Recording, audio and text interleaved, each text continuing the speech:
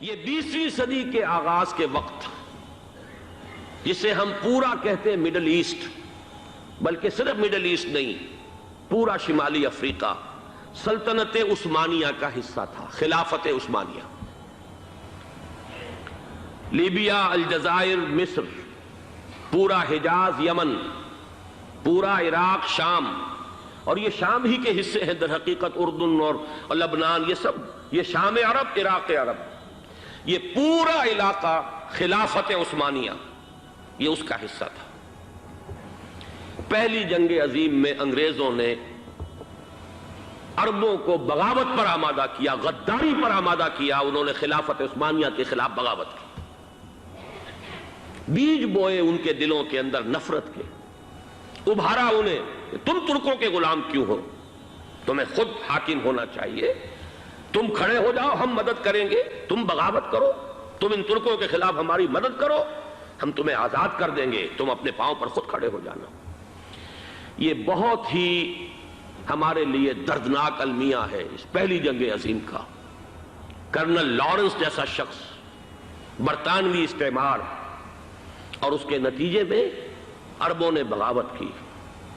اور اس قدر دردناک بات آپ کو بتا رہا ہوں، میں پہلی مرتبہ جب سن 62 میں حج کے لیے گیا مدینہ منورہ میں، ابھی وہ ریل کے انجن کھڑے ہوئے تھے۔ یہ ترکی کے زمانے میں، سلطنت عثمانیہ کے زمانے میں بغداد سے مدینے تک ریلوے لائن تھی۔ یہ پورا ایک عالم سلطنت عثمانیہ، صرف سلطنت نہیں، خلافت عثمانیہ، پوری ٹرینیں جو ہے ترکوں کی اڑائی گئی، ہزاروں ترکوں کو شہید کیا گیا، یہاں تک کہ صحن حرم میں شہید کیے گئے سینکڑوں ترک۔ یہ جرم تھوڑے نہیں ہے، معمولی نہیں ہے۔ آج جس کی سزا مل رہی ہے، معلوم ہونا چاہیے کہ وہ جرائم کون کون سے تھے۔ اب بھی جو لوگ گئے ہیں انہوں نے دیکھا ہوگا ترکی کا قلعہ موجود ہے اوپر پہاڑی کے اوپر، حرم کا جو سب سے بڑا دروازہ ہے باب ملک عبدالعزیز، اس کے سامنے ایک لائبریری ہوتی تھی، اب تو غالباً وہ بھی گرا دی گئی ہے، اس کے پیچھے پہاڑی پر ترکوں کا قلعہ ہے پرانا، اس پر توپیں موجود تھیں۔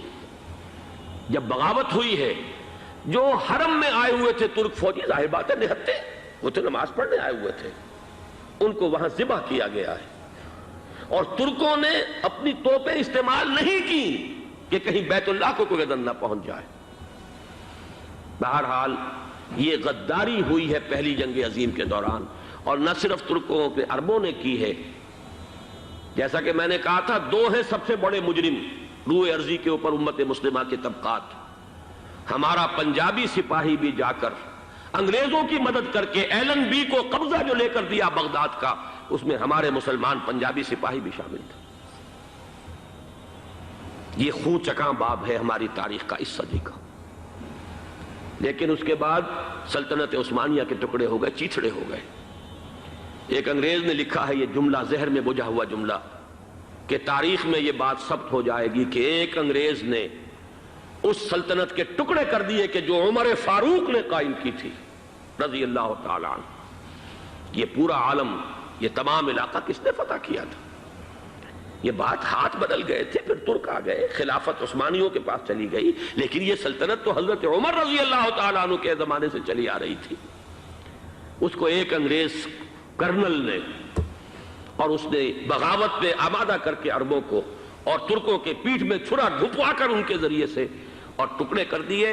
لیکن جب جنگ ختم ہوئی، اب انہوں نے کہا کہ اب ہمیں آزادی دیجئے، تو اب انہیں معلوم ہوا کہ غداروں کو دنیا میں کیا ملتا ہے۔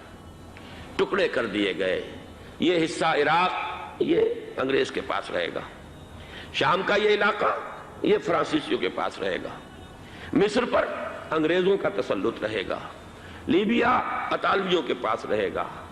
لے دے کر یہ جو علاقہ تھا حجاز، چونکہ وہاں کچھ تھا ہی نہیں، بوادٍ غیر ذی زرع، یہ عربوں کے پاس چھوڑ دیا گیا۔ اس وقت جو بادشاہ ہیں شاہ حسین اردن کے، ان کے دادا سب سے بڑے غدار وہی تھے، لہذا ان کو اس علاقے کی بادشاہت دے دی گئی۔ اس کے بعد نجد سے ایک تحریک اٹھی ہے، وہ سعودی جو خاندان ہے وہ نجد سے اٹھا ہے۔ نجد میں اس وقت کچھ بھی نہیں تھا، وہ تو صرف ریت کے تودے تھے اور کچھ بھی نہیں، لہذا ادھر کسی استعماری قوت کو دیکھنے کی ضرورت ہی نہیں تھی۔ وہ تو بعد میں تیل برآمد ہوا اور اس کی حیثیت ہو گئی، اور یہ امارات کا علاقہ جو ہے اس کی دنیا میں اب گویا کہ یوں سمجھیے کہ جو سب سے زیادہ اہم علاقے ہو سکتے ہیں روئے ارضی کے نقشے پر، ان میں سے ایک وہ ہو گیا، لیکن یہ اس وقت کی بات میں کر رہا ہوں، کوئی حیثیت نہیں تھی، لہذا اس کو چھوڑ دیا گیا۔ یہ ہے تاریخی پس منظر، یہ لکیریں جو کھینچی گئی ہیں، یہ ایک ملت اسلامیہ کو جو قومیتوں میں تقسیم کیا گیا، پھر نعرے لگوائے گئے المصر للمصریین الشام للشامیین۔ اب شامی ایک علیحدہ قوم ہو چکے ہیں، مصری ایک علیحدہ قوم ہو چکے ہیں، عراقی ایک علیحدہ قوم ہو چکے ہیں۔ یہ ساری تقسیمیں استعمار کی پیدا کرنا ہے، اس کا کوئی تعلق اسلام کے ساتھ نہیں۔ دین کی بات پھیلانا صدقہ جاریہ ہے، ثواب کی نیت سے ویڈیو کو شیئر ضرور کیجیے۔ جزاک اللہ۔